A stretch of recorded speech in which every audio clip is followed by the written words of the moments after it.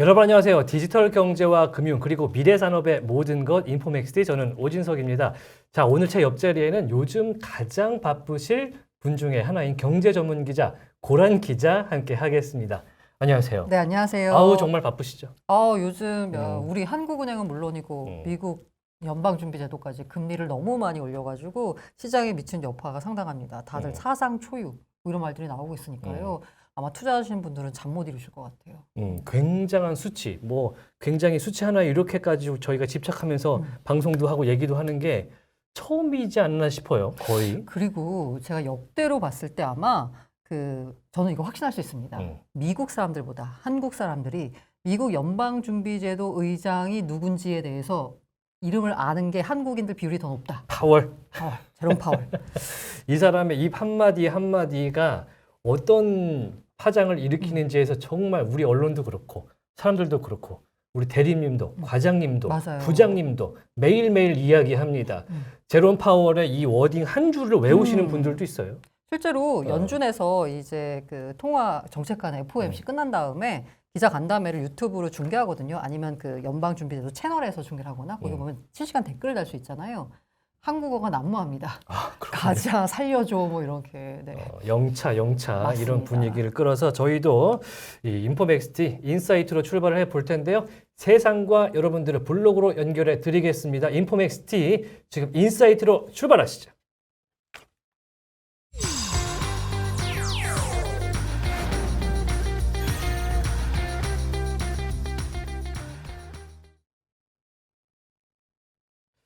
네, 글로벌 경제가 지금 터널 속에 있는 것은 분명합니다. 이게 초입인지 중간인지 혹시라도 뜻밖의 끄트머리에 있을지 그리고 이 터널이 긴지 짧은지 아직 감이 안 옵니다. 짧았으면 좋겠어요. 짧았으면 좋겠고 끄트머리에 있었으면 좋겠는데 그 터널을 잘 나오기 위해서 저희가 정말 깊은 인사이트를 가진 전문가들과 함께 우리 산업, 우리 경제에 대한 이야기를 해드리고 있습니다. 인포맥스티 가장 중요한 코너죠. 인사이트 시간인데요. 오늘은 어떤 분 모셔볼까요? 오늘은 아마 가장 뭐랄까 요새 핫한 분야가 아닐까 해요. 핫하다? 네네네. 왜냐하면 그 DID라고 들어보셨어요? DID? 네. 저는 그 전화번호부 돌리는 그 DDD DDD 아니에요, 그건? 여기서 연식이 나오고 있습니다. DDD 말고요. ID는 우리가 다 알잖아요. 근데 앞에 우리가 좋아하는 D가 붙었어. 이러니까 뭔가 이 블록체인하고 뭔가 연결된 탈 거구나. 그건가? 맞습니다. 아, 그렇군요. 탈중앙화 신원 인증. 그래서 뭐 분산 신원 확인 뭐 이렇게도 불리고 있는데요. 그것과 관련된 얘기를 해주실 우리 코인플러그 허원호 이사님이 나오셨습니다. 허원호 이사님 만나보겠습니다. 안녕하십니까? 네, 안녕하세요. 네, 안녕하세요.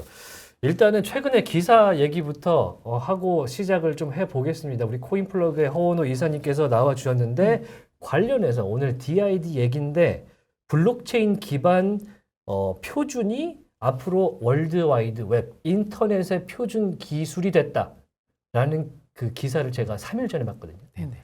요거부터 시작을 해야 오늘 얘기를 깔끔하게 할 수 있을 것 같아요. 그러니까 W3C라는 이 기구가 조금 어려운데 이게 뭔가 어려워. 지금 너무 어렵게 시작하고 어렵게 있어요. 시작했어요? 일단 이거부터 다시 가자. 시작할게요, 그러면. 다시 시작할게요. 지금 자. 사실 우리가 아이디 하면은 음. 저도 약간 제 지갑에 있습니다. 주민등록증 갖고 다니거든요. 운전면허증도 갖고 다녀요. 그런데 제가 아까 말씀하신 되게 어려운 얘기 말고 지난해인가 지지난해 나왔던 뉴스가 뭐였냐면 운전면허증이 핸드폰 속으로 들어왔어요. 뭐 이런 거였거든요. 이게 DID랑 관련된 건가요? 이제 쉽네요. 이게 쉽죠.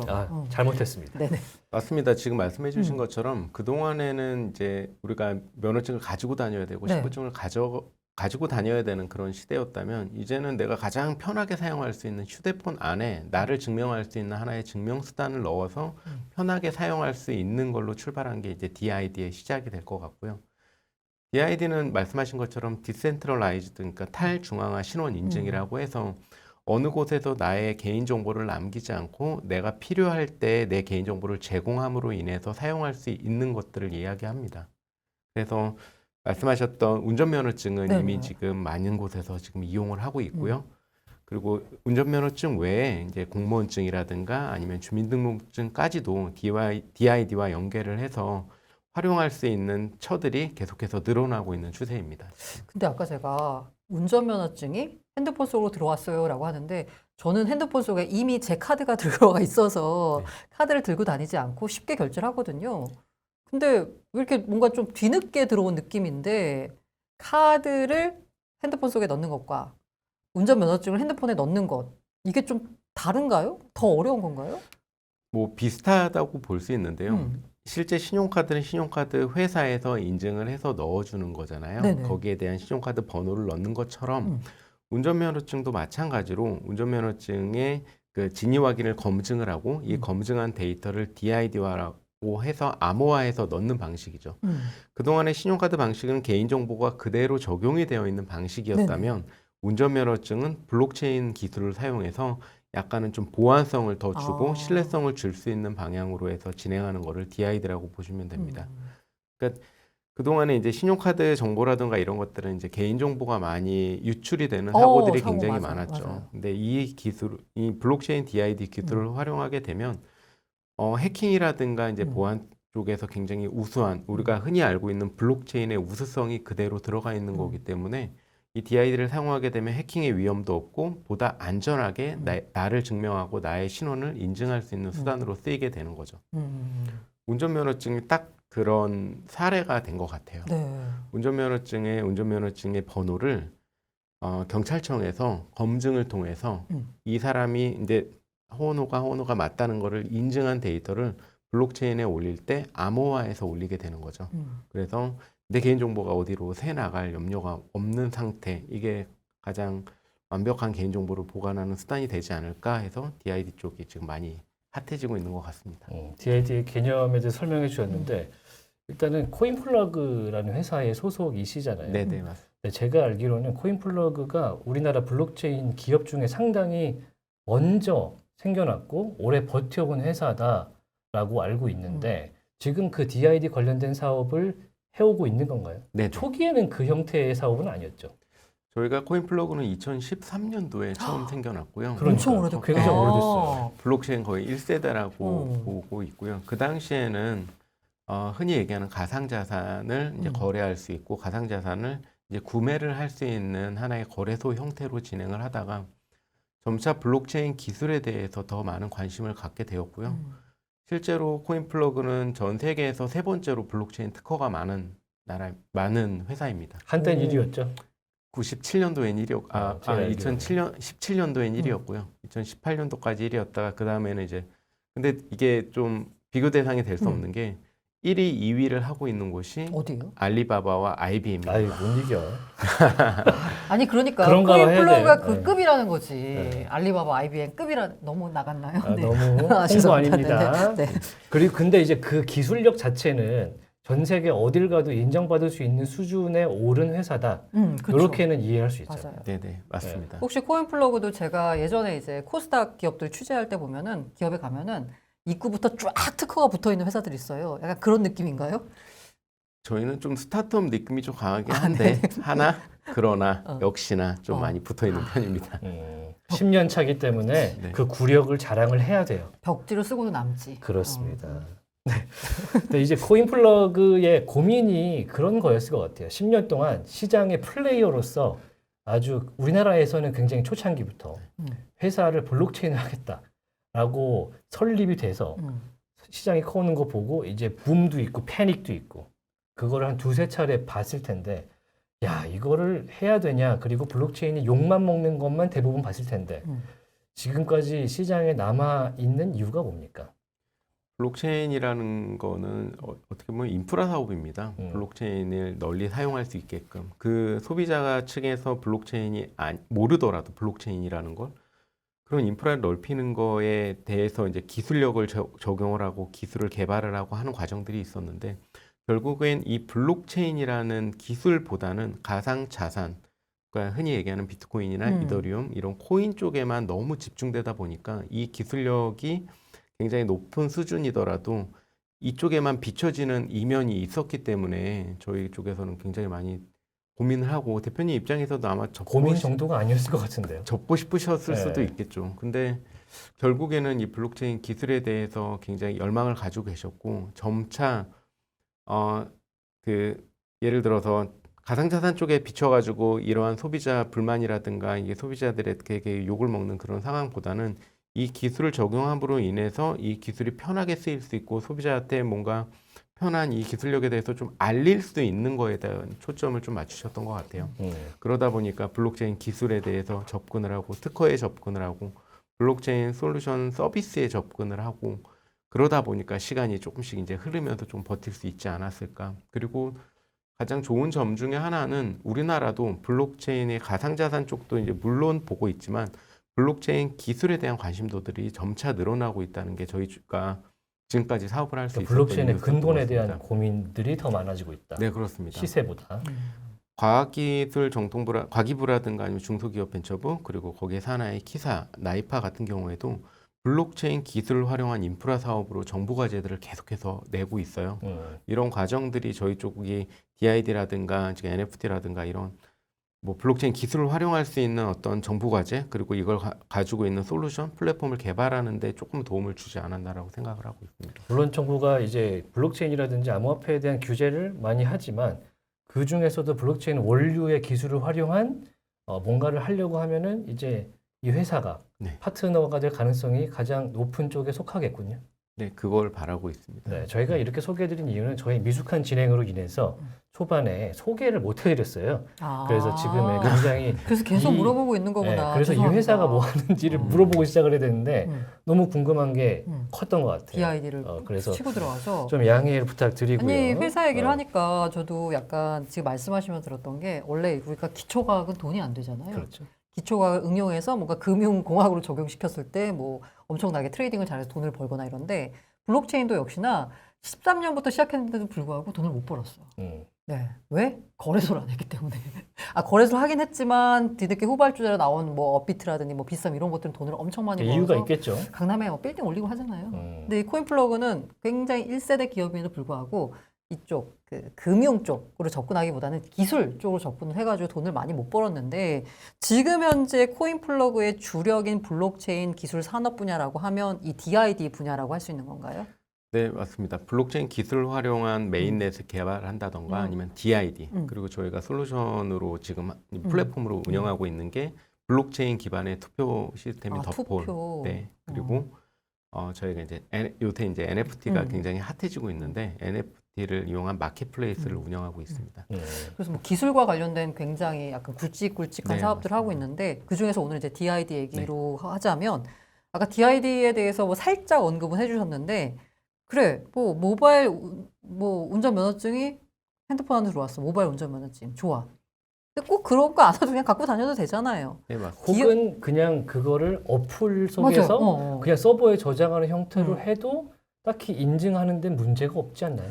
그 이른바 질문 드리고 싶은 건 DID라고 하는 게 왜 필요하지? 라는 거거든요. 맞아. 그게 제일 중요한 것 같아요. 네.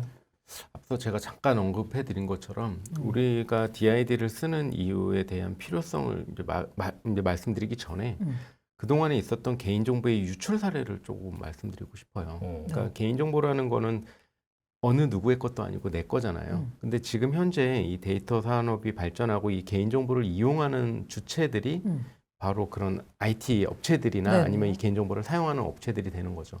내 개인정보는 내 거임에도 불구하고 내 거 아닌 것 같은 그런 네, 상황들이 계속해서 발생을 하고 있습니다. 그로 인해서 개인정보의 유출 부분이라든가 개인정보가 다른 데서 쓰이는 경우들이 굉장히 많고요.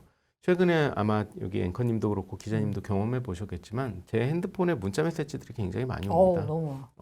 이런 것들은 어느 순간 제 개인정보가 이제 어디 유출돼 가지고 어딘가에서 사용되고 있다는 증거거든요. 이런 부분들을 해결하기 위한 기술로 앞서 W3C에서도 표준이라고 얘기했고 우리나라에서도 최근에 개인정보보호법에서 이러한 DID나 개인정보에 대한 삭제 권한보다는 가명화까지도 개인정보에 이런 걸 보겠다라고 한 기사가 나왔습니다. DID는 개인정보를 가장 내가 원할 때 내가 사용하고 싶을 때 이걸 사용함으로 인해 난 이 서비스를 이용할 수 있다는 가장 큰 목표를 가지고 진행을 했어요.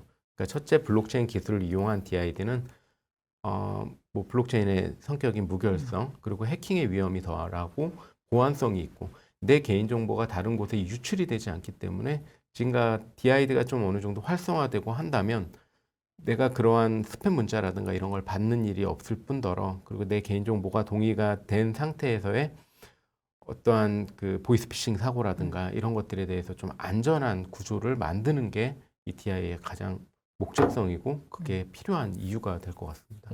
그러면 사실 요 DID라는 개념이 사기업에서 운영하기보다는 맞아요. 정책적으로 쓰이는 쪽이 훨씬 넓을 것 같고 그게 잘 도입만 된다면 실제로 실생활을 바꿀 정도의 파급력도 가질 수 있지 않을까 생각이 되는데 좀 여기에 좀 쓰인 사례가 우리나라는 물론이고 뭐 다른 나라에도 좀 있습니까? 네네. 지금 말씀하셨던 것처럼 DID라든가 블록체인 기술력에서는 이제 정부에서 굉장히 많이 도움을 주고 그래요? 계시고요. 지금 현재 DID가 적용된 부분은 정부 세종종합청사의 모바일 공무원증 그리고 조만간 이제 출시될 예정인데 아까 운전면허증 말씀하셨는데 운전면허증의 인증 부분이 지금은 SK 이니셜에만 국한되어 있는데 그게 이제 정부 기관에서 발행하는 정부 앱이나 정부24의 앱에 발행되는 모바일 운전면허증으로 아마 들어갈 것 같고요. 그리고 주민등록증까지도 모바일로 이제 발행할 예정입니다. 그리고 저희 코인플러그에서는 한국인터넷진흥원의 모바일 사원증을 DID 방식으로 적용을 해서 이제 사원증 하면 강남에 있는 키사 말씀이시죠? 네네 키사 네. 그리고 이제 나주에 있는 본청에도 모바일 사원증을 DID 방식으로 구축을 했습니다. 근데 이 사례 외에 특별하게 민간에서 적용하는 부분은 아직까지는 관심을 갖고 있고 이제 간편하게 간편 로그인이라던가 이런 부분으로 접근하는 경우들이 있고요. DID를 하고 있는 업체들은 저희가 4대 얼라이언스라고 해서 이제 뭐 SK, 코인플러그, 아이콘루프, 라운시큐라는 곳이 있는데 여기에선 자체적으로 DID를 활용한 앱이라든가 DID를 활용한 인증수단으로 간편 로그인이라든가 공공인증서를 대체하는 수단으로 사용되고 있습니다. 그리고 또 두 분 잘 아시겠지만 최근에 이제 코로나 상황 때문에 이제 백신 증명이라든가 이런 부분도 DID를 활용한 기술로서 저희가 지금 사용하고 있는 거고요. 그러니까 우리가 생각했을 때는 그냥 서버에서 정보를 받아다가 요거를 그냥 보여주는 거, 모바일 뭐 운전면허증도 그렇고 아까 말씀하신 뭐 백신 관련된 것도 그렇고 그냥 서버에서 가져오는 건 줄 알았더니 다 블록체인으로 적용이 된 거네요. 네, 맞습니다. 이 블록체인이 적용된 걸 잠깐 설명을 드리면 그동안에는 서버에 이제 저라는 사람의 정보들이 다 있고 제가 이제 어떠한 정보를 이제 로그인을 한다고 하잖아요. 로그인을 했을 때 가지고 있는 내 정보를 주는 거죠.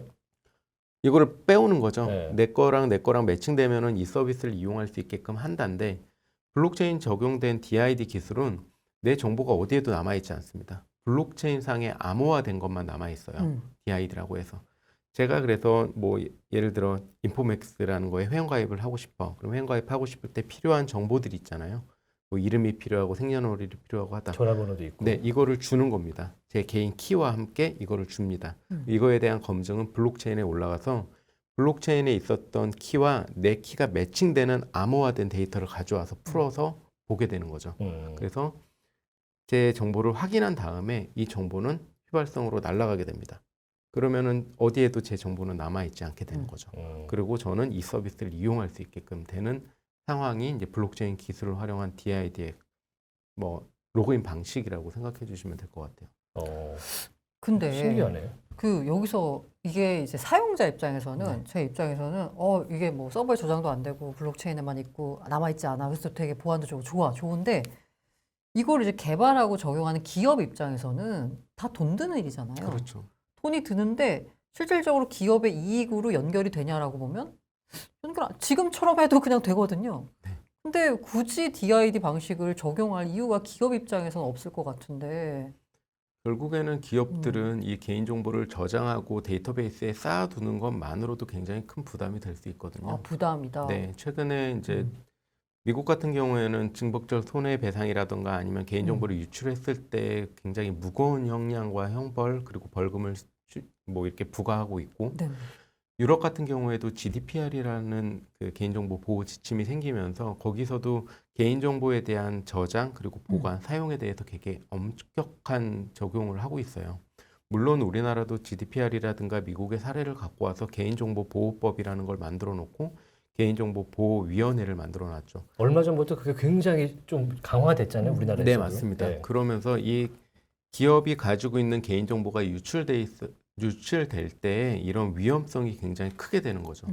기업 입장에서도 내가 뭐 100만 명의 개인 데이터를 갖고 있고 이걸 활용해서 내가 돈을 버는 건 좋지만 네네. 이거를 유출함으로 인해서 생길 수 있는 위험성 그리고 그 브랜드에 대한 이미지의 타격 이거를 벗어나기에는 굉장히 힘이 드는 상황이 앞으로 점점 강화되는 걸로 보고 있습니다. 그런 상황 속에서 데이터를 굳이 내 기업의 서버에 저장하지 않고 블록체인상에 올려놓고 필요할 때만 가져다가 쓸 수 있는 방식이 적용이 된다면 이거는 약간은 지금 현재 기업들의 인식의 전환이 조금 필요할 수도 있는데 그러한 부담감과 그러한 서버 비용과 이런 것들을 적용하느니 차라리 안전한 방식을 선택하겠다. 아니면은 지금 현재 소비자들이 원하는 방식으로 이 개인정보의 유출 없이 저장할 수 있는 수단을 가져가겠다라고 하는 인식의 전환도 필요할 것 같고 뭐 돈은 안 된다는 얘기를 하셨는데 실제 이 DID를 사용하고 서버에서 왔다 갔다 하고 인증하는 수단의 비용은 분명히 발생을 합니다. 그러면 기업들 입장에서도 DID를 하고 있는 기업들도 그로 인해 비용을 수취할 수 있고 그 데이터를 가지고 있는 기업들은 그 데이터를 가지고 있음으로 인해 발생하는 여러 비용들이라든가 그런 위험 부담에서 조금은 자유로워질 수 있는 거죠. 그러면 이제 그 데이터를 갖고 있는 기업들 입장에서는 만약에 DID 방식으로 하게 되면 사실 그 데이터를 활용해 가지고 굉장히 뭐 타겟 마케팅을 할 수도 있고 굉장히 다양한 방법으로 활용할 수가 있잖아요. 근데 DID 방식을 적용하게 되면 이 기업이 회원 정보를 갖고 있지 않는다고 하면 그런 식으로 이제 뭐 마케팅 활용한다거나 아니면 어디에 좀 이렇게 뭔가 가명성을 활용해서 판다거나 이런 게 불가능해지잖아요. 네, 맞습니다. 그런데도 DID를 도입을 하는 거예요. 그 리스크 때문에. 그런 리스크가 훨씬 더 커질 거고, 근데 실제 DID라고 해서 이제 블록체인을 적용해서 완전하게 분리된 형태 말고는 최근의 트렌드는 이 블록체인 DID를 활용한 직접적인 뭐 개인정보의 유출이나 이런 걸 피하는 대신에 최소한의 저희가 이제 휴대폰 본인 인증을 하게 되면 네네. 필수 동의가 있고 선택 동의가 있잖아요. 네네. 이런 방식으로 어떻게 보면은 이 서비스를 이용하는데 그 소비자한테 조금 더 유리한 방식으로 적용을 해줄 수 있다거나 아니면 어떠한 베네핏을 줄 수 있다거나 하면은 선택적으로 그 부분을 적용할 수 있는 방식으로 조금씩 변화가 되고 있는 그러니까 거죠. 규제도 유연성을 좀 주면서 그걸 쓸 수 있게끔 네네. 조금 문을 열어주면 얼마든지 확장성을 줄 수 있다. 그렇죠. 제가 기사를 좀 찾아봤는데 최근에 이거 한 달도 안 된 얘기인데 중국에서 10억 명의 개인 정보가 유출됐어요.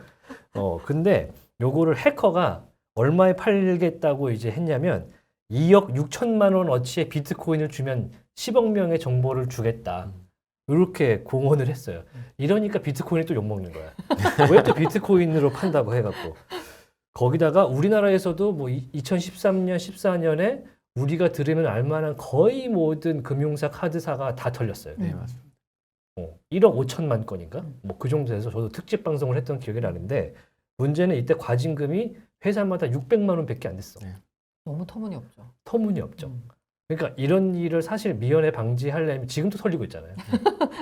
뭐 사실 뭐 농담으로 네. 약간 자조적으로 주민번호는 공공재다. 뭐 이런 공공재. 얘기잖아요. 요즘 저한테 김단비 씨가 맨날 문자합니다. 주식하라고. 누굴지도 모르겠는데. 아, 그렇구나. 이런 일이 벌어지지 않는데 문제는 그거를 없애려면 블록체인이라는 거를 안정성 있다고 이해하고 그거를 정부의 규제 속에서 이 정부의 입안자들이 오케이를 해야 이걸로 넘어갈 수 있다는 얘기죠. 네. 지금까지는 그 문턱이 너무 높다. 그럼 실제로 요거를 도입하려고 하는 그리고 넘어보려고 하는 시도들은 좀 있었을 거 아니에요. 네, 맞습니다. 어떤 게 좀 있었어요? 일단은 앞서 제가 이제 정부에서 DID와 이런 블록체인 기업이나 블록체인 산업에 관심이 많다고 말씀을 드렸잖아요. 블록체인 이제 산업에서 이제 한국인터넷진흥원이 거의 주관을 많이 하고 있는데 작년에만 DID 관련한 과제가 16개가 나왔습니다. 근데 다양한 분야에서 DID를 활용한 사례들을 만들려고 노력을 하고 있고요. 이 부분을 좀 깨기 위해서 컨소시엄을 구성하고 그 컨소시엄 내에서 이러한 DID를 활용한 사례들을 만들려고 지금 노력을 하고 있는 거죠. 결국에는 그 큰 기업에서는 아직까지는 그 정보 데이터를 통한 이익이 막대하기 때문에 맞아요. 거기에 대한 적용을 쉽게는 하지 못하지만 정부 차원에서는 이런 DID를 활용한 사례들을 계속해서 만들어내면서 민간 기업들이 활용할 수 있는 철을 만들려고 하고 있고요. 제가 예를 한두 가지 정도 들어보면 작년에 제가 했었던 과제이기도 한데 안면 인식 정보는 굉장히 민감 정보잖아요. 네. 그렇죠. 근데 최근에 많이 얘기 나고 있는 게 얼굴로 결제를 한다라고 생각을 하시면 실제 두 분은 하시겠나요? 저는 싫어요. 이게 뭐가 보장이 됐다는 확신이 있으면. 네네. 어. 그 제가 이제 만약에 저녁에 갑자기 급하게 나왔는데 지갑도 없고 핸드폰도 없고 아무것도 없는데 뭔가를 사야 돼. 어. 뭐 예를 들어 담배를 산다던가 뭐를 해야 되는데 아무것도 없어요. 근데 이거를 안면인식 정보를 DID화해서 블록체인에 올려놓는 거예요. 그리고 일정 시간 동안만 예를 들어 나는 일주일 동안만 이 정보 사용할 거야라고 동의를 하면 편의점에 가서 물건을 사고 얼굴을 대면 결제하고 갖고 나올 수 있는 이런 이제 블록체인 기술을 사용해서 안면 정보를 안전하게 보관하고 있을게라는 사례가 있었고요. 실제 상용화가 됐습니다. 그리고 배달 주문할 때 저희 막 정보 다 입력하잖아요. 이미 회원 가입되어 있는 정보로 이걸 하니까 갑자기 푸시 알림 올라오고 오늘은 뭐 드실 거야 하고 문자 저희 오고. 동네 기사님들이 제 번호 다 알아요. 네네 그런 경우들이 있잖아요. 근데 가명화되어 있던 암호화되어 있는 DID로 주문을 하는 거죠. 이 DID로 주문을 하면 주소는 이제 주소도 약간 민감 정보긴 하지만 현재로서는 민감 정보로 잡히진 않았더라고요. 주소만 입력해도 배송이 오는 시스템이 되는 거죠. 내 전화번호라든가 나의 이름이라든가 이런 거 전혀 없이 이런 유의 DID 적용이 계속해서 활발하게 이루어지고 있는 사례들이 있어서 조만간 민간에서도 이거 같은 경우에는 저희뿐만이 아니라 다양한 컨소시엄 기업들, 그러니까 대기업도 있었고요, 중견기업도 있었고요, 이런 기업들이 함께 진행한 거기 때문에 조금 더 이제 발전해 나갈 수 있지 않을까라는 생각을 하게 됩니다. 저는 여기서 두 가지 궁금증이 생기는데 그러면 두 가지나요? 일단 첫 번째 코인 플러그 입장에서는 어쨌든 먹고 살아야 되잖아요. 먹고 산 얘기 오늘 합니다. 그러니까 그런 뭐 과제가 나오면 그 과제를 따서 거기서 나오는 일종의 용역비로 먹고 사는 건지 정책 자금으로. 정책 자금으로. 그리고 두 번째는 아까 지금 현재 이제 큰 기업 같은 경우에 대기업 같은 경우에는 그 정보를 활용한 회원 정보를 활용한 여러 가지 다양한 다른 이익 창출이 가능하기 때문에 DI 도입에는 약간 조금 주저하는 경향이 있다라는 말씀 주셨는데 제가 알기로 그 SK텔레콤 같은 경우가 엄청 DI 쪽으로 힘을 쏟고 있는 걸로 알고 있거든요. 거긴 도대체 왜 그럼 그걸 하고 있는 건지 궁금한데. 첫 번째는 DID 같은 경우는 계속해서 뭐 이제 다양한 사업들을 진행하면서 블록체인 기술에 대한 아직까지는 투자라고 생각을 합니다. 그러니까 제가 단언컨대 블록체인 전문 기업들, 거래소를 제외한 블록체인 전문 기업들이 당장의 이익을 창출해서 흑자로 전환되는 경우들은 거의 없다고 보시면 될 것 같고요. DID 같은 경우는 말씀하셨던 정부의 사업이라든가 이걸 통해서 과제의 비용을 받고 이걸로 생활하고는 있으나 실제로 코인 플러그 같은 경우에는 그 외 다른 영역들에서 뭐 여러 가지 사업들을 통해서 돈을 충분히 이제 벌고 있고 최근에 뭐 NFT 사업도 하시고. 네, NFT 쪽에서도 이제 수수료가 나오고 있고 이제 더폴이라고 하는 블록체인 시스템에 의한 광고 그리고 저희가 이제 블록체인 개발 회사다 보니까 블록체인 개발을 요청하는 회사들이 굉장히 많아요. 그래서 그런 블록체인 기술에 대한 뭐 컨설팅, 솔루션 판매 그리고 솔루션을 개발해 주는 역할로 인해서 충분히 저희가 뭐 많은 돈은 아니지만 그래도 어느 정도는 블록체인 기술로서 돈을 벌고 있는 기업 중에 하나라고 생각을 해요. DID로 나오는 수익은 DID로 그렇게 나오는 많지. 수익은 네 맞습니다. 아직까지는 크지는 않고요. 미래를 보고 그냥 투자하신 네. 거예요? 현재까지는 엔드 유저를 위한 서비스 업체가 아니고 그 전에 그거를 하고 싶어하는 회사를 위한 플랫폼 업체이군요. 네. 어. 그러니까 앞서 제가 이제 처음에 서두에 말씀드린 것처럼 블록체인은 인프라 사업입니다. 많은 사람들이 쓰면 쓸수록 블록체인 기업은 돈을 벌 수 있고 블록체인을 더 활용을 더 잘할 수 있는 상황이 되는 거죠. 그러다 보니까 아직까지는 이 블록체인 기술에 대해서 굉장히 좋은 건 알겠고 뭐 굉장히 필요한 것도 알겠고 근데 왜 기업들이 적용을 안 하지? 그러니까 다양한 이유들이 있겠으나 그래도 아직까지 저희 회사는 그 부분을 조금 더 중점을 두고 하고 있는 거고요. 두 번째 질문하셨을 때 SK 같은 경우에는 저는 SK가 굉장히 바람직하게 가고 있다고 생각을 해요. DID라고 하는 이니셜이라고 하는 얼라이언스도 만들었고 그걸 기반으로 해서 운전면허증도 갖고 왔고 대학교의 재증명까지도 DID를 하고 있고 이런 대기업들의 사례가 결국에는 좀 인프라를 확장하고 그리고 중소기업들한테도 그거와 함께 할 수 있는 먹거리를 같이 생성할 수 있다라고 하는 측면에서 저는 SK의 횡보는 굉장히 좋다라고 생각을 하고요. SK가 여기에 집중하는 이유도 거기에 대한 블록체인에 대한 이해와 오랫동안 SK 이니셜 같은 경우에는 2018년도인가 19년도에 가장 먼저 얼라이언스를 출범할 정도로 이런 블록체인 DID에 굉장히 관심이 많았어요. 이제 아직까지도 그 부분에 대해서 계속 업데이트를 하고 있고 관심을 갖고 있고 그럼에도 SK 뭐 블록체인을 하고 계시는 그 사업부가 돈을 벌었냐라고 물어본다면은 그건 아마 아닐 거라는 거죠. 그럼에도 코인플로우와 비슷하게 인프라 사업을 확장하고 이 DID의 우수성을 알리는 데 SK가 많은 역할을 하고 있고 그 부분을 더 큰 역할을 해주기를 좀 더 기대하고 SK 본부장님께서 지금 흐뭇하게 보고 계십니다. 아, 그게 왜 그러냐면 이제 회장님께서 그 사업부가 돈을 얼마나 잘 버냐도 평가에 중요하지만 이른바 사회적 가치에 대해서도 뭔가 굉장히 의미를 둔다라는 얘기를 들었고요. 그리고 계속 말씀하실 때 이제 인프라라는 얘기를 했잖아요. 네네. 그 말씀을 들으니까 제가 최근에 들었던 약간 되게 인상적인 분석 가운데 하나가 뭐냐면 사실 한국에서 산업이 발전할 때는 인프라는 다 정부가 깔았다는 거예요. 경부고속도로. 그렇죠. 정부가 쫙 깔아주니까 우리 뭐 동맥이 뭐 완성됐다 뭐 이런 얘기 하잖아요. 그리고 ADSL. 이 초고속 인터넷망 정부가 다 깔았습니다. 한국통신이 맨 처음에. 맞아요. 정부가 다 일단 인프라를 깔고 그 위에서 이제 사기업들이 들어와서 여러 가지 서비스를 내놨는데 지금까지 한국의 산업 발전 과정에 있어서 유일하게 블록체인이라는 인프라만 민간에서 깔기 시작했다. 정부가 아닌. 그래서 블록체인이 어렵고 지금 약간 그 확산하는데 좀 더딘 거다라는 얘기를 또 하시는 분들도 있더라고요. 그러면은 트리거가 분명히 중요한데 방아쇠를 당기는 뭐 사기업이든 정부의 정책이든 나와야 되는데 2025년까지 50조 규모의 시장이 될 것이다 라는 전망이 퍼블릭 블록체인은 그렇게 될 것이다. 그중에 DID는 또 거기서 또 작겠죠. 그러면 생각보다 엄청 작은 규모인데 그마저도 지금 못하고 있다는 얘기예요. 네. 그렇죠.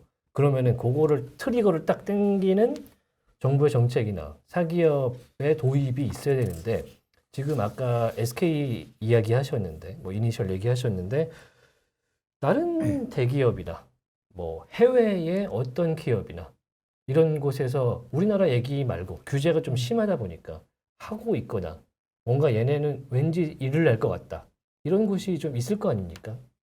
유럽에서가 가장 큰 얘기가 될 건데 가장 뭐 기자님도 잘 아시겠지만 에스토니아 얘기가 항상 블록체인 하면은 나와요. 네, 에스토니아는 아예 모바일 그 공무원증이랑 모바일 신분증 그리고 그 사람들한테 다 모바일 그 신원 증명 수단을 다 깔아준 인프라를 가지고 있는 나라고요. 그럼 뭐 독일 사례라든가 영국 사례들도 근데 이게 조금 애매한 부분이 아직까지는 블록체인 DID에 대해서 여러 가지 의견들이 나오고 있지만 실제 인프라가 많이 깔려 있는 곳들은 되게 한정적입니다. 독일 같은 경우에도 일부 주에서 모바일 그 신원 증명 수단을 테스트 삼아 하는 거잖아요. 네네 거의. 맞습니다. 예. 그러니까 실제 사례가 발생하는 경우들이 정부 차원에서 진행하는 부분들은 거의 없었고요. 그러니까 각 나라들이 어떤 어떠한 뭐 예를 들면은 그 영부의 어떤 주정부에서 한다던가 아니면 어떤 기업이 조금 했다던가 하는 사례들이 지금 나오고 있는데 근데 이 부분은 저도 조금 안타까운 부분이긴 합니다만 결국에는 뭐 우리가 항상 얘기하는 게 GDPR 얘기하고 유럽의 개인정보 정책이 굉장히 세다. 유럽을 많이 본받아야 된다. 개인주의적인 성향들이 굉장히 많기 때문에 그거를 해야 된다라고 이야기를 하는데 최근에 저희 이제 영국이라든가 프랑스, 독일에서 DID 사례에 대한 연구들을 많이 발표를 했고요. DID가 꼭 필요하다는 거에 대한 전제 조건을 계속해서 깔고 있는 상황이에요. 그래서 너무 안타깝지만 인프라를 어디가 많이 됐다, 뭐 한다, DID가 어디에 쓰인다라고 해서 내세울 수 있는 나라들이 그렇게 많지는 않아요. 오히려 우리나라에서 한국인터넷진흥원이 과제를 막 열 몇 개씩 내면서 하는 인프라를 펼치고 있는 게 오히려 더 좋은 사례가 될 정도로 아직까지는 그렇긴 한데 유럽에서 우선 먼저 시작을 해서 거기에 대한 정책들을 계속해서 내고 있고 규제안이라든가 아니면 정부의 디지털 업권법들을 만들어 가면서 DID와 블록체인 기술에 대해서 계속해서 법안들을 내고 있는 상황이고 그게 통과가 되는 상황이에요.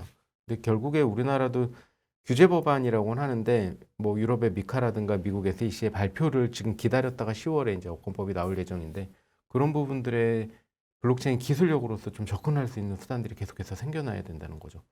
안타깝게도 아직까지 DID의 인프라가 어디에 많이 있고 어떤 사례가 있을까라고 했을 때 떠오르는 나라들은 그렇게 많지는 않은 것 같아요. 완전 초기 단계인 것 네. 같고 여기서 이쯤에서 아까 우리 앵커님이 초반에 질문했던 거 그거 아, 질문 한번 좀 가나요? 하실게요. 한번 가주세요. 난 이게 궁금해. 그 인터넷 표준이라는 게 음. 우리가 앞에 www 쓰잖아요. 네네. 그거에 이제 차세대 표준을 정한 게 엊그제 같은데 그거를 블록체인 기반의 기술을 새 인증 프로토콜을 음. 네. 인정했다. 심지어 구글이나 다른 큰 빅테크 기업들이 안 돼 하는 거를 그냥 승인을 때렸다. 이런 기사가 있어. 요게 무슨 뜻인지 설명을 좀 들어. 그러니까 여기 이게 의미가 있지 않을까 분명히. 의미가 있을 거고 그리고 이 구글 같은 것들이 반대를 했잖아요. 반대를 여기는 했으니까 또 왜 또 이유가 반대를 있을 한 거고. 건지 그치. 이걸 좀 알기 쉽게 설명 부탁드립니다. 이게 트리거가 될 수도 있어요. 되게 아닌가? 좋은 방향성이기는 했어요. 저희가 그러니까 뭐 개인정보보호위원회에서 우리나라에서도 최근에 개인정보라는 거는 GDPR에 보면 잊혀질 권리라고 있거든요. 개인정보는 삭제될 수 와, 있어야 된다. 제가 이거 한번 삭제해 보려고 했는데 굉장히 힘들어요. 네. 그러니까 저에 관련된 뭐 정보를 인터넷에 삭제를 하려고 하는데 너무 어려워요. 게다가 구글은 더 어렵고 네이버는 요청을 하면 뭔가 이렇게 바로 되는 게 아니라 뭐 또 심사를 하고 또 뭐 이의 과정을 거치고 정말 힘들더라고요. 삭제하고 싶은 게 있으셨나 봐요. 있었습니다. 아, 네. 그렇군요. 네. 그런 것처럼 GDPR에 잊혀질 권리가 이제 개인정보를 소각하거나 삭제할 수 있는 권한이에요. 이렇게 됐을 경우에 개인정보가 이제 안전하게 삭제가 되고 여기서 이제 더 이상 사용되지 않는다라는 걸 의미하는데 지금 W3C에서 권고안을 낸 거는 이런 완전한 삭제가 아니라 가명화되는 것까지도 인정을 해주겠다. 그러니까 가명화. 네. DID라고 하는 거는 DID라고 하는 내 정보를 DID화한다고 말씀드렸잖아요. 이런 암호화하고 안전하게 보안화하는 것까지도 이러한 표준으로 인정을 해주겠다라는 발표라고 저는 이제 들었고 그렇게 알고 있어요. 이게 되면은 앞서 이제 DID 이제 블록체인 기술뿐만이 아니라 개인정보에 대한 유출 부분이라든가 개인정보가 이제 해가 되거나 하는 부분들, 개인정보를 이용했을 때, 그리고 개인정보를 삭제하지 않았을 때, 개인정보를 가명화하지 않았을 때 법적으로 규제할 수 있는 규제안들이 생기게 되는 거죠. 그렇게 되면 앞서 마케팅 업체들이 내 개인정보를 가지고 문자를 보내고 이런 과정들이 굉장히 크게 줄어드는 효과를 발생을 하게 되고요. DB상에서 내 허원호라는 이름이 저장되어 있다면 허호원이라고 해도 이게 내 정보에 대한 가명화를 했기 때문에 나라는 게 유출되지 않는 상황을 발생을 시키는 거죠. 이렇게 되면 블록체인 기업들은 이제 다시 이제 발빠르게 움직이기 시작을 할 거고 DID라는 걸 적용하기 위해서 암호화하는 구간들을 만들기 위해서 더 노력해서 지금의 수준보다도 훨씬 더 높은 수준의 DID 기술이 발생이 될 수도 있어요. 근데 왜 구글은 반대하는 건가요? 구글 또한 이제 가명화를 해야 되고 데이터를 가지고 있어야 되고 이 가명화된 데이터를 보관 저장하고 있는 그런 다양한 비용이라든가 그리고 이 개인정보를 사용함으로 인해서 생길 수 있는 저희의 이익들이 많이 줄어드는 상황이 발생하기 때문에 구글이나 애플이나 이런 데서는 굉장히 반대를 하게 되는 거죠. 그럼 우리가 아는 빅테크 중에 의외로 이거를 찬성한다 이런 회사도 있나요? 개인정보를 활용하고 마케팅에 이용할 수 있는 거를 활용하는 기업들은 아마 없지 않을까라는 생각은 해요. 혹시 테슬라가? 아니 그래서 이거 약간 좀 지난 얘기긴 한데 2018년인가 19년인가 제게 되게 인상적이었던 게 뭐였냐면 마이크로소프트가 DID 기술을 하는데 어쨌든 그 체인이 있어야 되는 거 아니에요? 네. 블록체인이 그 블록체인을 뭐 다양한 블록체인을 이제 채택을 하는데 마이크로소프트의 경우에는 비트코인 위에다가 정보를 올리겠다. 비트코인 체인 위에다가. 근데 이제 비트코인이 되게 비싼 네트워크잖아요. 이용하려면 너무 수수료도 많이 들고 이런데도 불구하고 그걸 활용하는 이유는 가장 탈중앙화되어 있기 때문에 라고 이제 얘기를 했어요. 그거 관련된 업데이트 소식이 있나요? 이거 너무 약간 옛날 얘기라 가지고. 마이크로소프트에서는 실제 그런 방식으로 적용하려고 해서 그 DID를 할 수 있는 어떤 솔루션까지 만들었는데 21년도에 접었습니다. 접었어요? 네. 돈이 안 돼서? 네네. 돈도 안 되고 결국엔 DID를 적용하고 비트코인이라는 걸 이용을 해야 되는데 앞서 말씀하신 것처럼 굉장히 비싸고 수수료도 비싸고 트랜잭션 속도가 굉장히 느립니다. 그러니까 쉽게 얘기하면 내가 로그인을 해야 되는데 로그인 해놓고 밥 먹고 와서 들어가면 로그인 돼 있을 정도로 그런 상황들이 발생하다 보니까 그래서 이제 다른 방식들을 이제 적용을 하기 시작한 거죠. 그래서 조금은 이제 다른 얘기긴 한데 실제로 마이크로소프트는 그런 사업을 접고 이제 다른 사업으로 지금 하려고 하고 있는 거고요. 지금은 이제 거의 4대 얼라이언스라고 말씀드리는데 네. SK 코인플러그, 라운시큐어, 아이콘은 다 각자 메인넷들을 가지고 있어요. 각자 블록체인들을 가지고 이게 있어서 그러니까 프라이빗 체인인 거죠? 네, 맞습니다.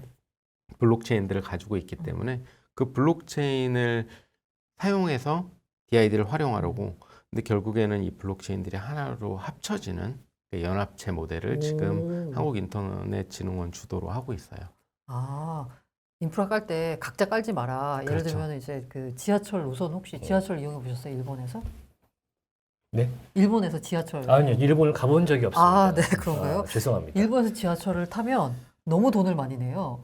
비싸다고 들었습니다. 왜냐면 각자 사업자가 달라가지고 요 노선 탈 때는 요 사업자한테 내야 되고 색깔별로 다 다르다고 맞아요. 했어요. 근데 우리나라는 참 좋잖아요. 돈 따로 안 내잖아요. 그게 다 있어봤자 이제 두 군데 이렇게 돼 있죠. 근데 공사로. 같은 사업자가 이렇게 하기 때문인데 마찬가지로 여기도 이게 네 군데가 이렇게 각각 따로 돌아가니까 비용이 너무 많이 발생하고 비효율적이니 그냥 이른바 인터넷진흥원에서 합쳐라라고 지금 하고 있는 추세인 건가요?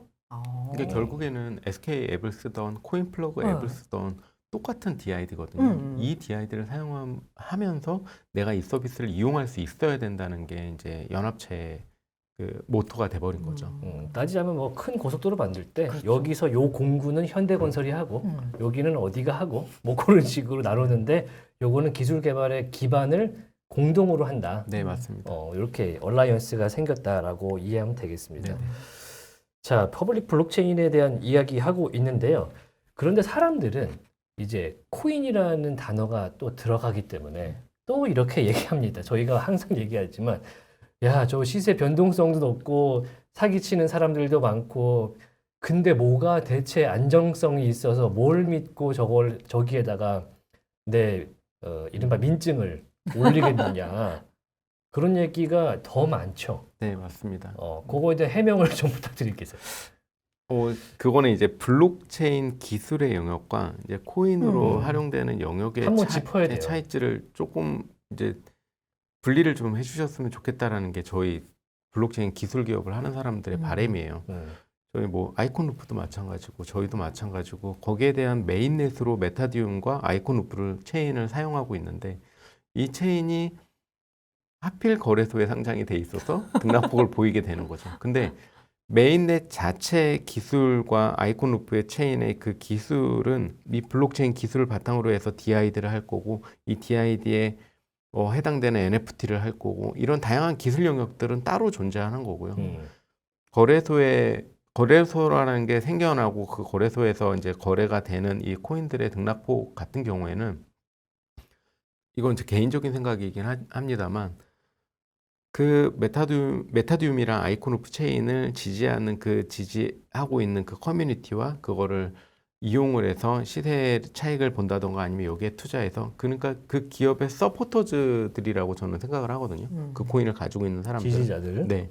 그런 지지자들에 의해 결성된 이 가격들을 투기자라든가 아니면 투자를 해서 돈을 벌고 싶어 하는 사람들이 같이 혼재해서 이런 상황들이 발생을 했다라고 저는 개인적으로 생각을 해요.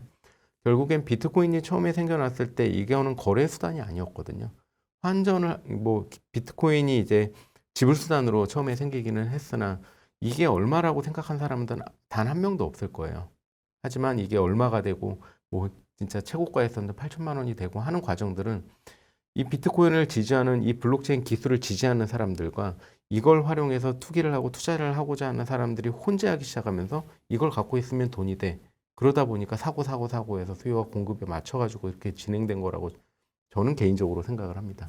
결국에는 이 블록체인 기술을 지지하는 서포터즈 사이에 그런 투기를 하시는 분들이나 아니면 투자를 하시는 분들이 같이 혼재하는 상황에서 이 등락폭이 발생을 하다 보니까 실제 서포터로서 응원하는 사람들까지도 그거에 대한 이제 녹아 들어가게 되는 거죠. 그래서 개인적인 바람은 블록체인 기술의 우수성, 블록체인 기술이 활용할 수 있는 그런 무한한 가능성에 대해서 조금 더 관심을 가져주시고 가상자산으로서 불리우는 이러한 토큰과 코인들에 대한 등락폭도 물론 내가 돈을 투자했으니까 굉장히 중요한 수단일 수는 있겠으나 그 부분은 이제 블록체인 영역과는 조금 다르게 띄워놓고 좀 생각을 좀 해주셨으면 하는 바람은 좀 있어요. 결국엔 두 개가 분리되어 있는 건 아닐 수도 있겠지만 분리를 해서 기술에 대한 우수성은 우수성대로 가게 되고, 그러니까 지금 전 정부의 그런 기조 같아요. 블록체인은 블록체인 기술의 우수성을 좀 확대하는 방향, 그리고 블록체인 거래로 인해서 소비자 그런 보호를 가장 우선시하는 방향, 이게 조금 나눠져 가지고 진행을 하는 게 맞지 않을까? 그리고 그런 게 좀 적용이 돼야 되는 게 맞지 않을까라는 게 개인적인 생각이긴 합니다. 요거를 보시는 분들이 아마 또 그런데 이제 그런 얘기를 할 겁니다. 그래, 블록체인 기술이 좋은 것은 이제 알겠다. 그런데 그러면은 투기자들이 들어와서 시장이 혼탁해져서 이제 시세의 변동폭이 커지고 이런 얘기를 하는 것은 그 사람들도 일종의 투자자인데 그 사람들 탓을 하는 것이 아니냐. 이렇게 얘기할 수 있고, 그리고 블록체인 기술이 그렇게 순수하고 훌륭한 기술로서 적용이 될 수 있다면 굳이 코인을 왜 발행을 하느냐? 이 부분. 그냥 주식을 발행해서 배당을 주고 보상을 주고 의결권에 참여하게 하면 이게 더 나은 투자가 아니냐? 이렇게 얘기할 수가 있습니다. 맞습니다. 요거를 하지 않는 이유, 요거에 대한 대답은 어떻게 될까요? 저는 그 부분을 조금 블록체인 기술의 인프라를 확장하는 차원에서 좀 큰 기업이라든가 중견기업들 그리고 대기업들의 참여도 그리고 정부의 참여도가 좀 많이 부족했다라고 생각을 하는 편이에요. 이유는 실제 블록체인을 하고 있는 뭐 업체들이 이제 스타트업부터 시작을 한 업체들이 굉장히 많아요. 비트코인도 마찬가지고 이더리움도 마찬가지고 솔라나 뭐 폴리곤 지금 현재 뭐 시가총액 상위에 있는 종목들은 전부 스타트업에서 시작을 했습니다. 대기업이 접근할 수는 없었고요. 실제 블록체인 기업들도 한국에 있는 블록체인 기업들도 스타트업부터 시작을 했어요. 스타트업이 시작을 하고 여기에 대한 자금 조달 수단으로 사용을 했었고 그러다 보니까 스타트업이 뭐 주식을 발행해서 그 주식을 해야 된다. 근데 이 주식을 발행할 때 장외도 물론 있겠지만 결국에는 거래소에 상장이 되어야지만 이 투자를 하시는 분들한테 어떤 베네핏을 더 크게 줄 수 있는 거잖아요. 근데 우리나라는 상장하는 절차 또한 굉장히 복잡을 하고 블록체인 기술을 하면서 이러한 코인을 만들고 하는 것도 결국에는 이 블록체인 기술의 우수성을 좀 더 활용하고 이거를 개발을 더 크게 시키기 위한 하나의 수단으로 코인이 발생했다라고 저는 생각을 하는데 메인넷 상에서 뭐 사용되는 것들이 이거에 대한 지지자들이 들어오셔가지고 하는 데 있어서 조금 더 자금 조달의 수단 혹은 이거를 함에 있어가지고 필요한 것들을 조금 더 투자자들한테 좀 받을 수 있는 수단으로 좀 적용을 했다고 생각을 해요. 스타트업들이 시작을 했기 때문에 상장까지 가는 절차라든가 주식으로 발행하는 숫자라든가 이런 것들이 굉장히 적었고 그리고 해외 사례들이 마찬가지였던 것 같아요. 해외에서 그러한 경향들로 인해서 저는 ICO를 되게 좋게 보지는 않는 편이긴 한데 ICO를 통해서 돈을 벌고 그걸로 인해 가지고 기술 개발을 해서 뜬 회사들이 굉장히 많거든요. 해외 사례들. 그 해외 사례들이 그대로 우리나라에 들어왔다라고 생각을 해요. 그러면서 사기가 만연하고 그러면서 여러 솔직해야 이런 됩니다. 것들이 이거는. 많았죠. 그래서 블록체인이 이제 매번 강조해서 말씀드리는 거지만 인프라 사업이라고 말씀드렸던 거는 정부의 어느 정도의 간섭 그리고 민간과 그리고 좀 대기업들의 관심 이런 것들이 좀 같이 어우러져 가지고 사용자는 블록체인이라는 걸 몰라도 돼요. 사용자는 이게 블록체인 기술이야라는 걸 몰라도 되고 방금 편하게 말씀하신 이용할 수 것도 있는. 저는 그게 여태까지는 그거였다는 거를 잘 모르는 것도 있었습니다. 그게 좋은 기술이에요. 보이지 그러니까요. 않는 기술. 그렇게 되는 것이 아마 앞으로의 방향성이 맞지 않을까. 그래서 저는 그런 상황들 그리고 해외의 그런 사례들이 그대로 우리가 답습해가지고 진행을 하다 보니까 이런 상황들이 오지 않았을까라는 생각을 합니다. 그래서 구체적으로 지금 현재 그 4개 얼라이언스 가운데 아이콘도 코인 있죠. 네. 코인 플러그도 메타디움 재단에 저희가 파트너로 되어 있어요. 그래서 이게 있고 나머지 2군데는 없고 없지만 있는 거죠. 없지만 있는. 네. 아니, 그래서 4개를 합치죠. 네. 연합 코인이라고 해야 되나? 이게 나오게 되는 건가요? 연합 코인은 나오지 않습니다. 나오지 않고요. 네네. 네. 앞글자 하나씩 따갖고 실제로 코인을 발행하고자 하는 건 아니고요. 그 메인넷 안에서 블록체인이 생성될 때마다 그 블록체인에 저장해서 예를 들어 아이콘이 있는 게 있고 SK는 하이퍼레저를 쓰는데 이 2개가 연동은 지금은 안 되잖아요. 네네네. 네, 근데 다른 중간에, 거니까. 네, 다른 거니까. 네. 중간에 브릿지를 연결을 합니다. 하나의 뭐 서버를 둬가지고 네네네. 여기에 들어간 정보들이 자연스럽게 녹아들어서 이 사람의 정보임을 확인할 수 있는 역할을. 그러면 하게 서버 되는 거죠. 들어가면 탈중앙화 깨지지 않습니까? 서버도 어떻게 이런 적용이 거 되게 되는지에 집착해. 따라서 예, 어떻게 적용되어지는가에 따라 가지고 다른 거죠. 실제로 DID 정보라든가 이런 건 블록체인도 어떻게 보면 서버라고 볼 수 있죠. 노드라고 볼 수 있고 그 안에 암호화되고 가명화되어 있는 데이터를 어떻게 매칭을 시키느냐에 따라서 적용이 되는 부분들이죠. 제가 살짝 잘못 이해했는데 저는 4개가 합쳐져가지고 새로운 체인을 만드는 줄 알았더니 그게 그렇지 아니라 않습니다. 4개를 그냥 브릿지로 연결하는 네, 거고요. 맞습니다. 그게 그러면은- 진정한 블록체인의 역할이 되지 않을까. 그럼 또 이해가 되고. 왜냐 제가 자꾸 이렇게 너무 비판적인 시선에서 말씀드리는 이유가 실제로도 비판적인 시선이 더 많은 맞아요, 것이 맞아요. 사실이고 맞아요. 또 우리나라 그 국민분들께서 해킹, 유출, 뭐 다운 이런 거에 굉장히 민감하세요. 예를 들어 아마존의 AWS나 마이크로소프트의 애저가 다운된다거나 농협이래. 농협 카드 유출했기 때문에 맞아요. 말합니다. 자, 국민은행도 했고요. 자, 쿠팡도 그랬고 문제들이 많이 일어나서 사람들이 유출이란 단어 보면 경기를 일으킵니다. 그런데 거기서 또 서버가 들어간다고 설명을 하시면 이거 또 털릴 수 있는 거 아니냐 이렇게 물어볼 수 있기 때문에 네네. 가능한 질문이 아닐까 저는 초심자로서 그렇게 한번 여쭤봤고요. 어떻게 보면 되게 사소한 질문인데 궁금해하실 것 같아요. 더 좋아. 이게 뭐냐면 아까 그 대표적인 사례로 어쨌든 모바일 신분증 얘기를 네. 했잖아요. 운전면허증에 핸드폰 들어온다. 이게 참 큰일이에요. 상상만 해도 진짜 끔찍한 사건인데 핸드폰을 잃어버렸어. 그럼 어떻게 되는 거예요? 중요합니다. 이 부분이 많이 잃어버립니다. 이 부분이 DID 쪽에서 조금은 보완을 해야 되는 부분일 수도 있어요. 실제 그러니까 저희 있는 마이키핀 앱이라든가 아니면은 인셜 앱이라든가 백업을 하게끔 되어 있어요. 백업, 네, 백업이라고 하는 거는 다운로드, 휴대폰에. 네, 그런 의미가 아니라 실제 이 DID 정보를 블록체인 상에 다시 올려놓는 거죠. 네, 그래서 이제 휴대폰을 잊어버렸고 네. 새로 사서 했을 때 이게 백업 키 값, 그러니까 개인 키 값을 여기다 다시 입력을 하면서 이거를 복원할 수 있는. 그 개인 키값이라고 하는 거 우리가 흔히 말하는 그 뭐 예를 들어 메타마스크 쓰면 니모닉 코드 나오는 네, 그런 맞습니다. 느낌인 네, 거예요. 그런 거죠? 느낌입니다. 뭐 12개 단어가 굉장히 막 어렵게 있는, 되어 있는 걸로. 백업이 아, 되는 그러면 거죠. 휴대폰을 잃어버렸어도 내가 그걸 알고 있으면 다시 백업이 되는 거예요? 네, 맞습니다. 아, 하지만 그거 모르면 어떻게? 그러면 다시 만들어야 되는 거죠. 똑같네. 핸드폰을 잃어버리면 안 휴대폰도 되네요. 잃어버리고 그것도 잊어버리면 그냥 그냥 끝난다. 그러니까 그 DID가 좋은 근데 게 오히려 리셋되니까 좋은 걸 수도 있어요. 아예 리셋이 돼버리는 거니까. 네. 네. 그러니까 그 정보, 그 서비스를 이용할 때 필요한 정보들, 예를 들어 DID를 제공한다 그러면은 이름, 생년월일 뭐 이런 것들이 필요하잖아요. 휴대폰 본인 인증을 다시 한번 하게 되는 거죠. 본인 인증 기관에서 인증을 다시 받게 되고 그걸 DID화 하면은 DID가 새로 생성은 되지만 내가 이 서비스를 이용할 때 필요로 한 정보들은 다시 제공할 수 있잖아요.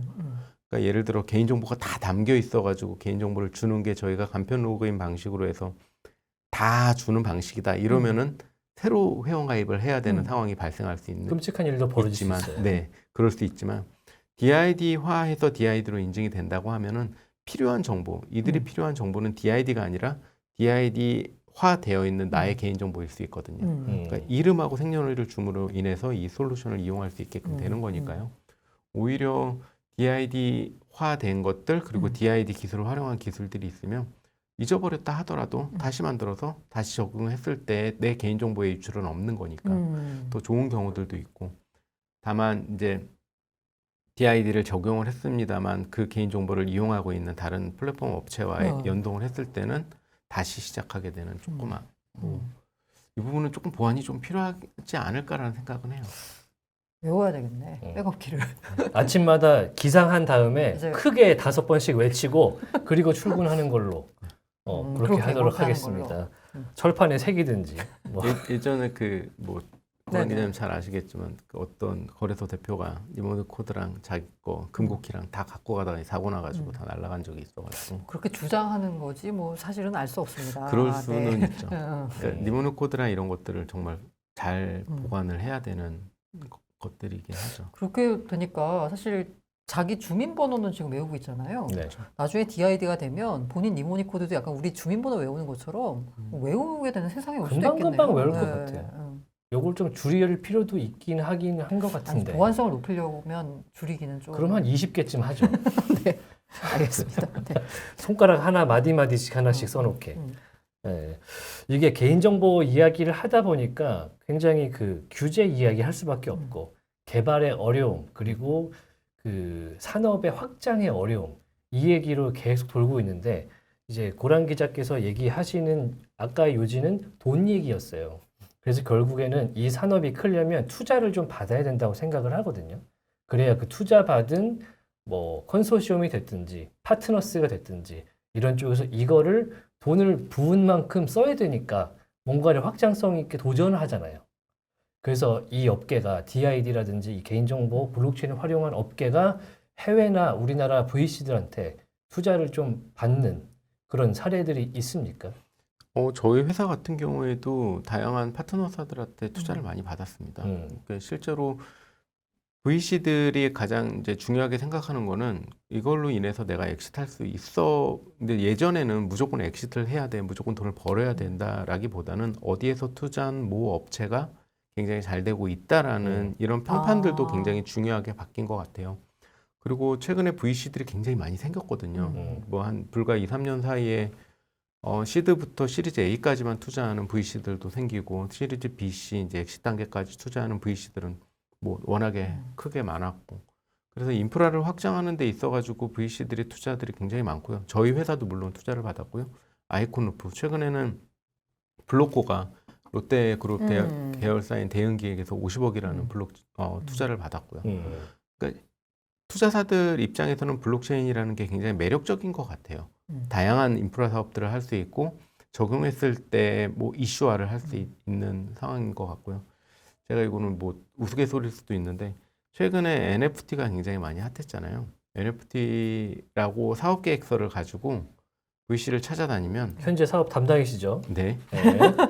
다니면 무조건 다 해줬대요. 목소리 높아지잖아요. 오. 자기 얘기하니까. 네네. 저도 하나 싸우고 그렇게 갈 걸 그랬구나. NFT 사업 계획서를 가지고 가게 되면은 그냥 다 투자를 해줬다는 식으로 진짜 나올 수 각오할 걸. 있어요. 지금 꺼져서 13년간 이 시장을 오래 보시면서 굉장히 많은 이 굴곡을 지나오셨을 것 같아요.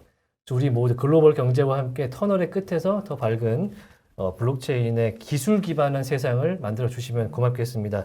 코인플러그의 허원호 이사였고요. 오늘 나와주셔서 너무나 감사합니다. 네, 감사합니다. 네, 고맙습니다. 고맙습니다.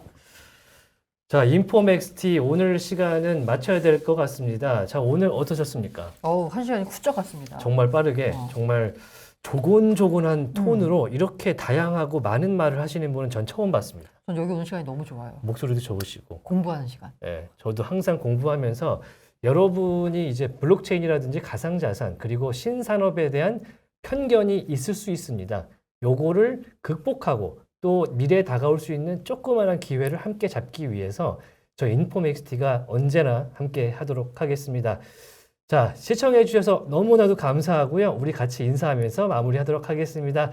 고맙습니다. 안녕. 안녕.